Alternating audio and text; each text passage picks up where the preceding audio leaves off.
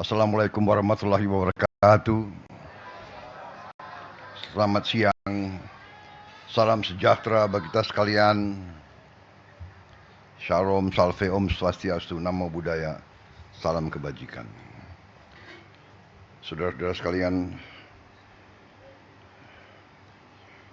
Menko PMK, Menko Pembangunan Manusia dan Kebudayaan, Profesor Pratikno yang saya hormati, Menteri Pendidikan Dasar Menengah, Profesor Abdul Muti yang saya hormati, Kepala Staf Kepresidenan, Letnan Jenderal TNI Purnawirawan AM Putranto, Sekretaris Kabinet RI, Letnan Kolonel Infanteri Teddy Indra Wijaya yang saya hormati, Wakil Menteri Dalam Negeri, Ibu Ripka Haluk yang saya hormati, Wakil Menteri DG, Komunikasi dan Digitalisasi Saudara Angga Raka Prabowo, Ketua Komisi 10 DPR RI Saudari Hetifah Saifuddin, Wali Kota Bogor yang saya hormati Saudara Dedi Abdurrahim, Kepala Sekolah Dasar Negeri 5 Cimahpar, Kota Bogor, Jawa Barat, Saudari Titin Sutini, para guru dan tenaga pengajar, anak-anakku, para siswa-siswi dari seluruh Indonesia yang hadir langsung maupun melalui video conference.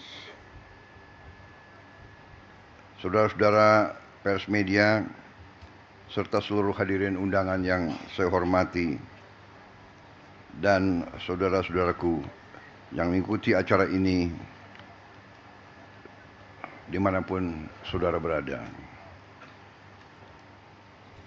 Tentunya sebagai insan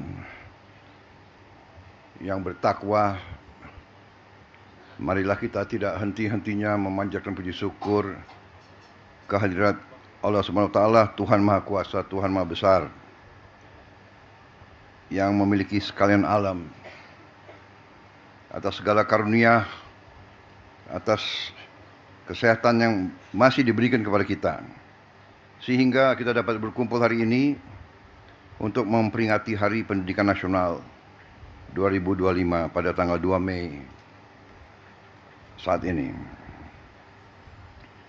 Kita mengerti semuanya bahwa pendidikan adalah jalan yang sangat menentukan bagi suatu kebangkitan,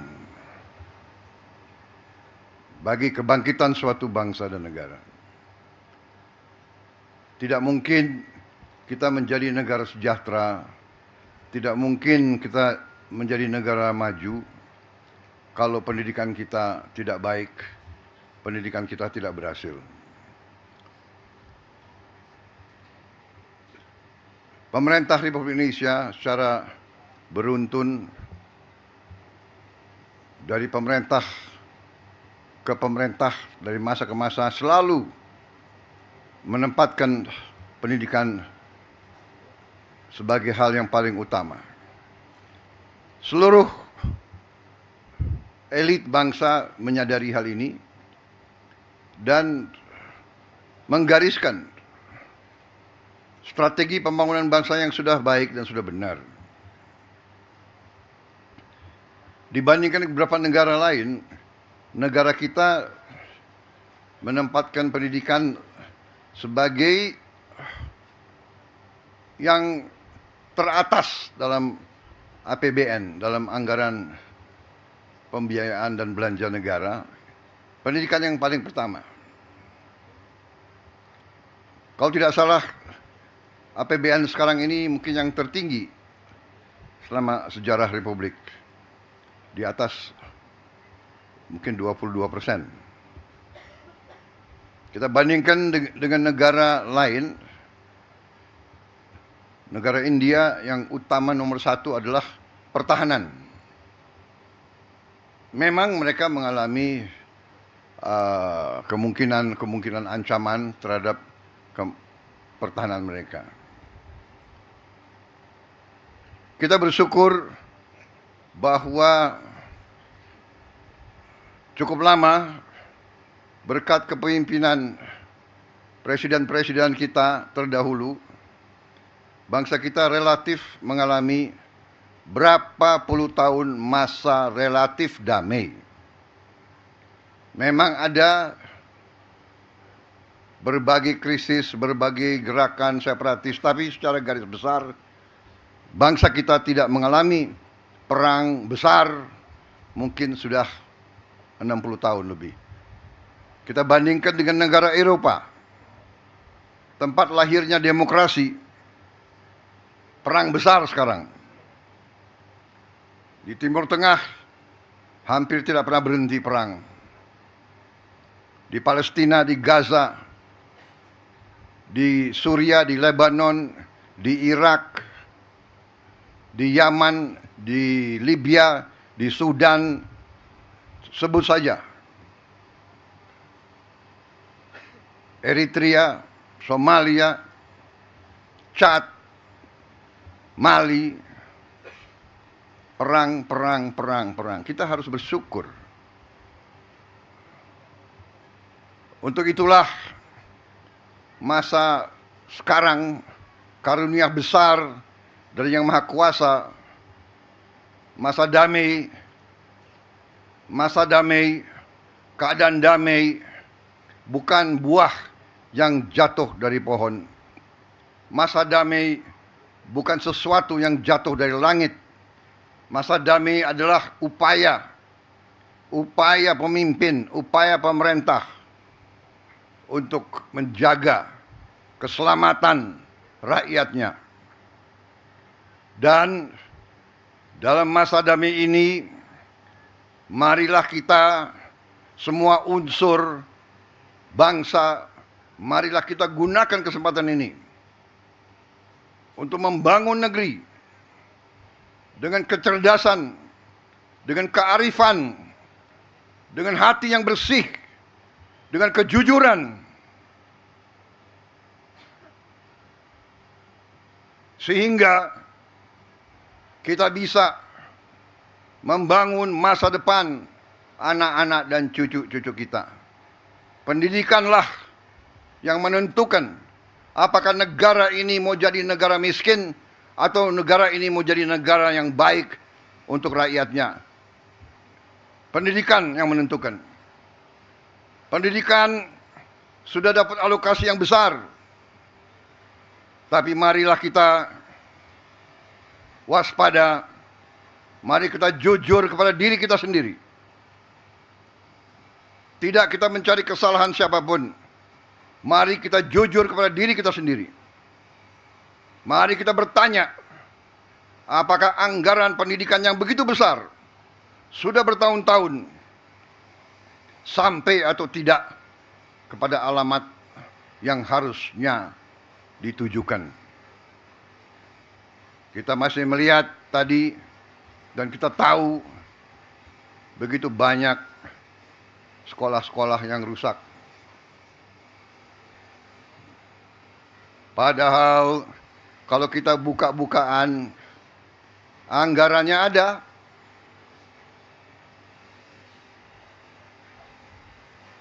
Bagaimana bisa satu sekolah toiletnya hanya satu, WC-nya satu, bagaimana bisa?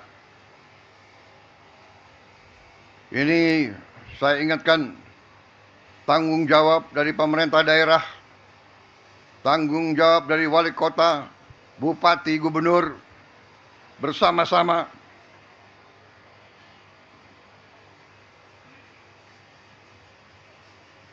Saya memang menetapkan anggaran, saya kira kalau dicek cukup besar untuk perbaikan sekolah-sekolah.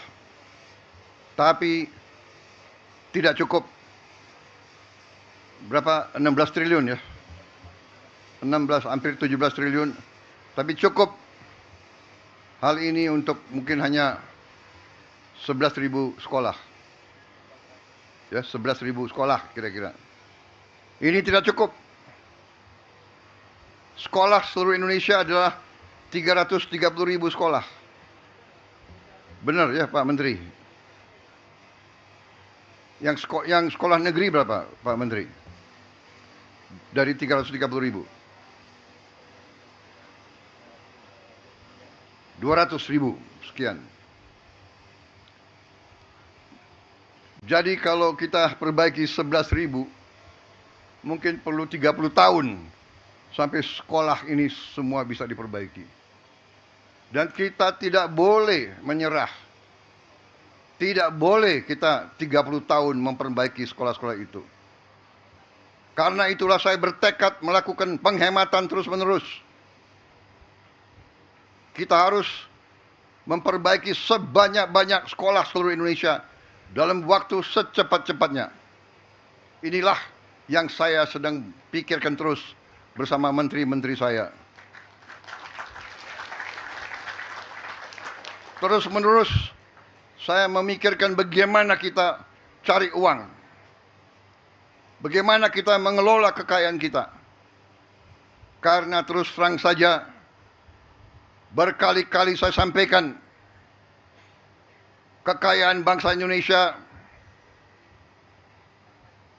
masih terlalu banyak yang bocor dan tidak sampai ke rakyat.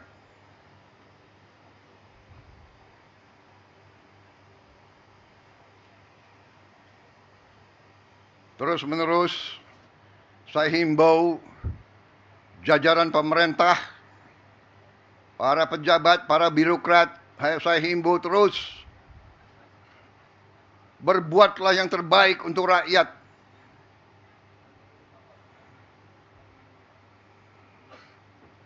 Para pejabat, para birokrat diangkat, dibiayai oleh negara, digaji oleh negara. Hendaknya anggaran untuk rakyat, anggaran untuk pelayanan rakyat, hendaknya jangan diselewengkan.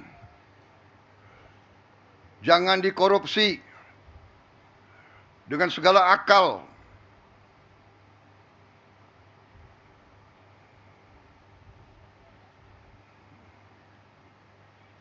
Saudara-saudara sekalian, begitu banyak kebijakan kita yang akan kita lakukan untuk memperbaiki keadaan kesejahteraan rakyat kita dan ASN kita dan guru-guru kita, pejabat-pejabat kita semuanya. Saya sedang merencanakan juga bagaimana menaikkan gaji para hakim kita. Agar hakim kita nanti tidak bisa disogok, tidak bisa dibeli. Sehingga hukum dilaksanakan dan ditegakkan dengan baik.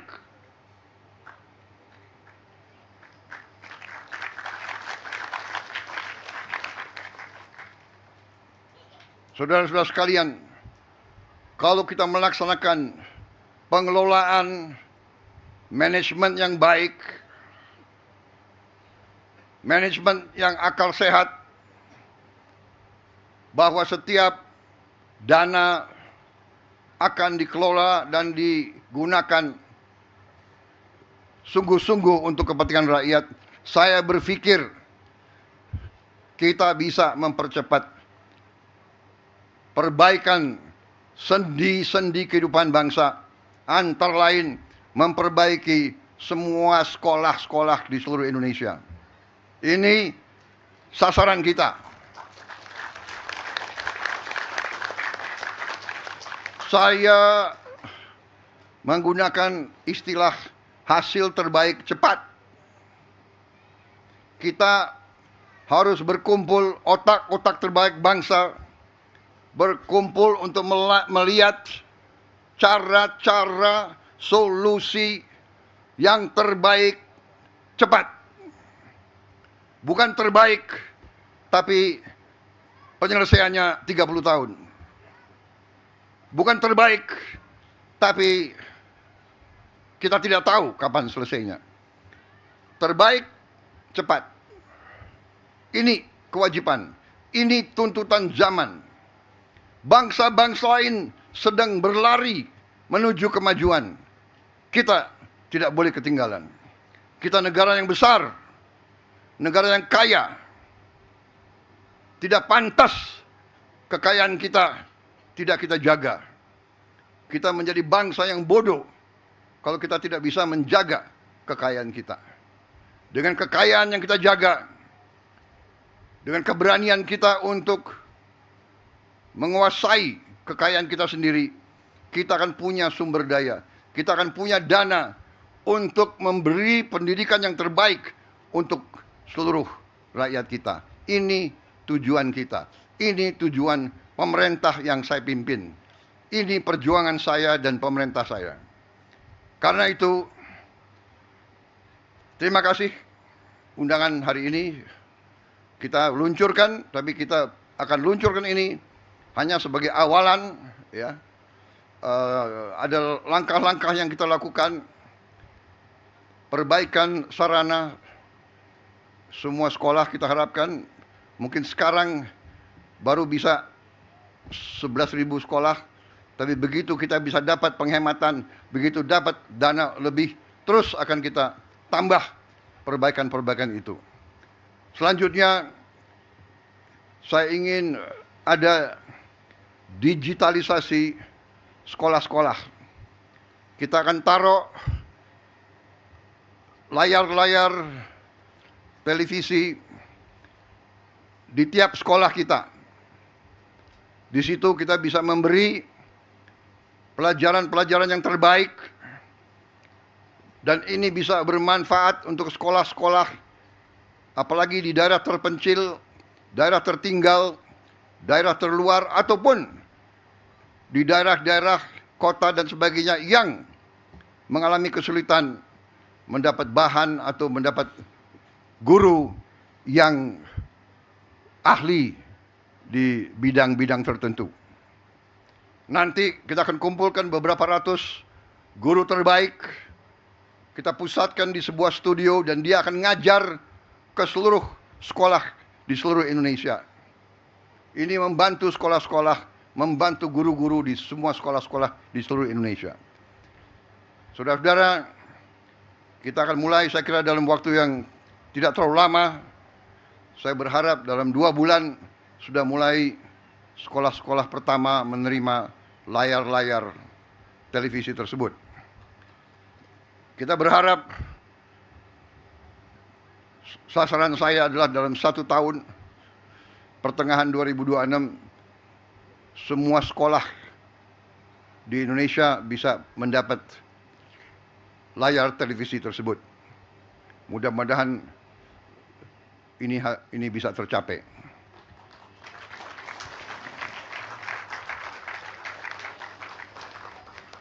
Saya kira begitu banyak kebijakan yang kita berikan.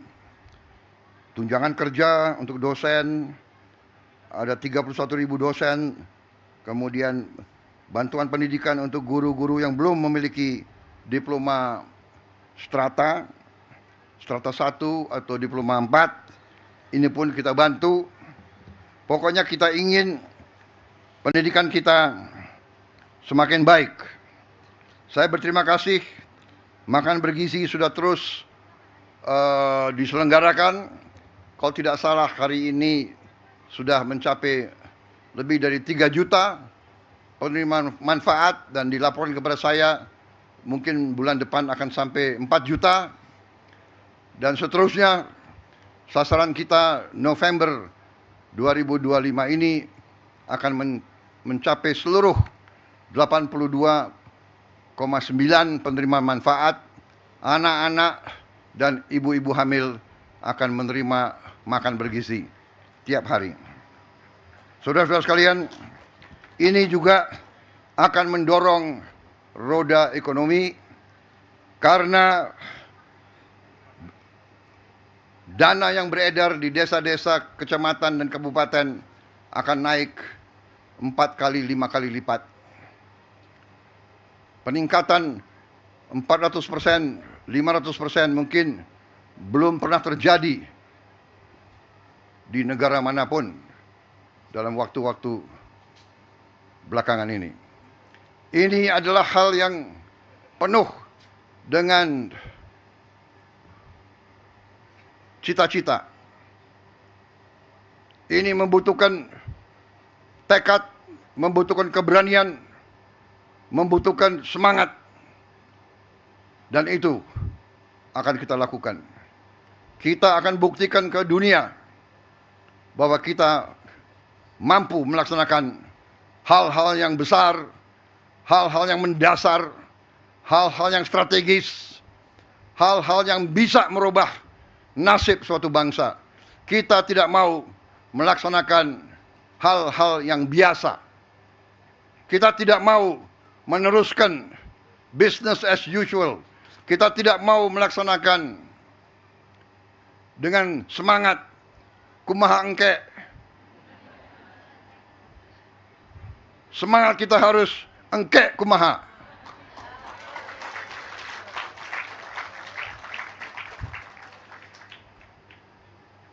Hilangkan itu semangat kumaha engke wae. Kumaha juragan wae. Kita harus bekerja keras, cepat, dan saudara-saudara, kita mampu. Kita akan buktikan bahwa kita mampu. Banyak negara sekarang datang ke kita, mau belajar dari kita. Saudara-saudara, bertahun-tahun kita selalu import beras. Bertahun-tahun kita selalu import jagung. Alhamdulillah, tahun ini produksi kita melimpah. Produksi kita jagung dan beras melimpah. Bahkan Menteri Pertanian dan banyak pejabat datang ke saya, Pak, kita bingung Pak, nggak ada gudangnya. Akhirnya saya bikin program kilat, membuat gudang darurat, gudang improvisasi.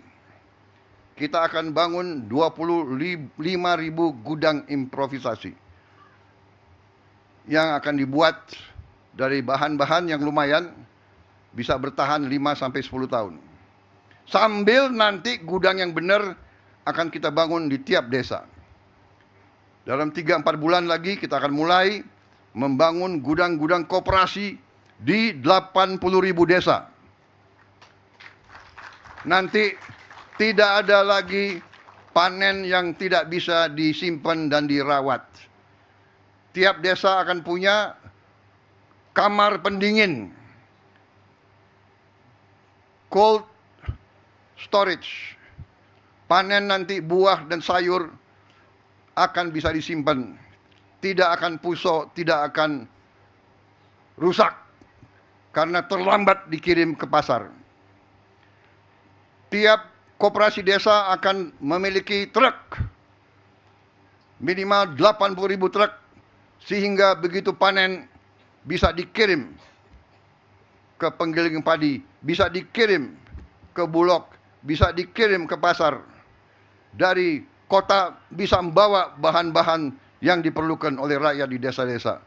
Saudara-saudara sekalian, kita akan buat gerakan besar untuk merubah, untuk memperbaiki ekonomi Indonesia, untuk memperbaiki ekonomi rakyat, untuk memberi hasil terbaik cepat. Saudara-saudara sekalian, saya kira itu yang ingin saya sampaikan. Terima kasih. Keluarga besar pendidikan, terima kasih para guru seluruh Indonesia. Sungguh-sungguh para guru ini adalah memang pahlawan yang sering tanpa tanda jasa.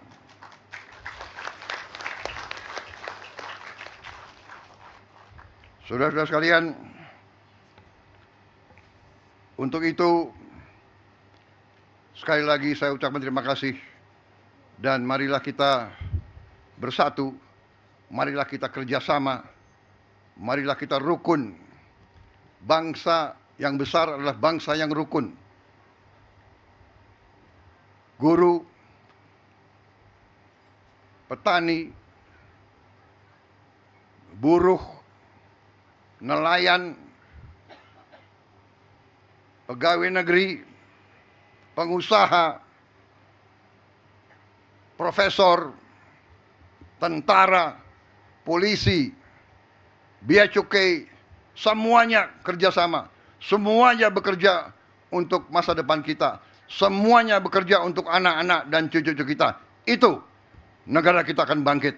Dan harus bangkit dan akan bangkit. Wassalamualaikum warahmatullahi wabarakatuh. Terima kasih.